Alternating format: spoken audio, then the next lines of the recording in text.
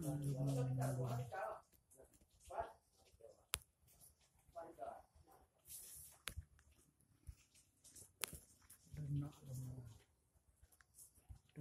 lembu. Ternak lembu Desa Garapan, Bambung, Kecamatan Delima.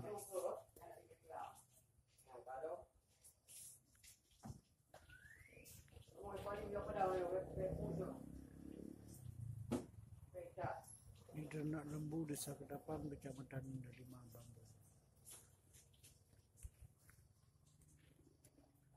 yang dikelolai oleh Haji Amir Hamzah.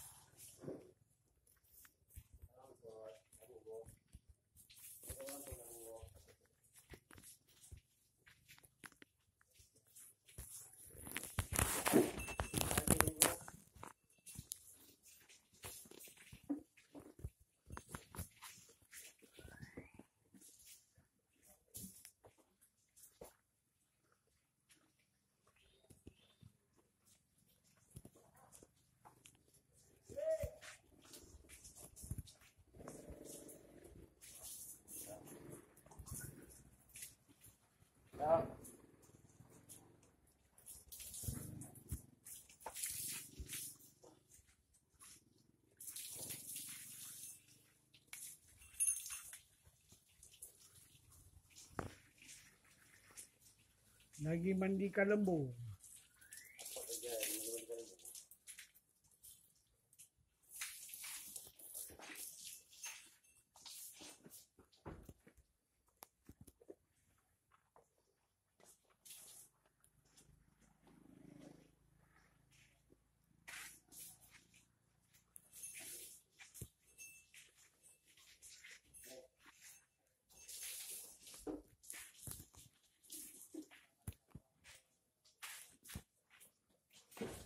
Ada yang sudah dijual.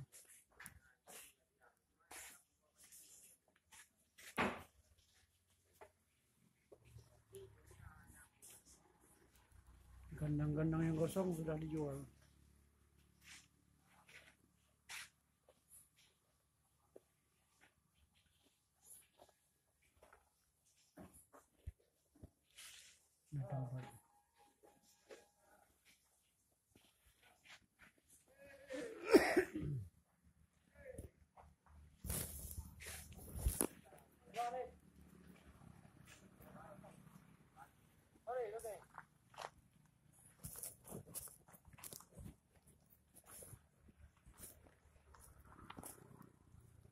Ada banyak, ada baba tadi.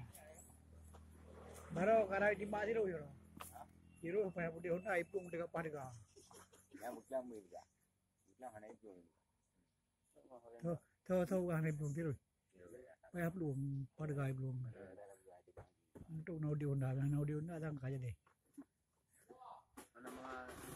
Nama apa beda? Hah? Ada pokoknya apa apa? Ada yang ni kan. Dia tiru Islam, anak aku belum loh dari dan.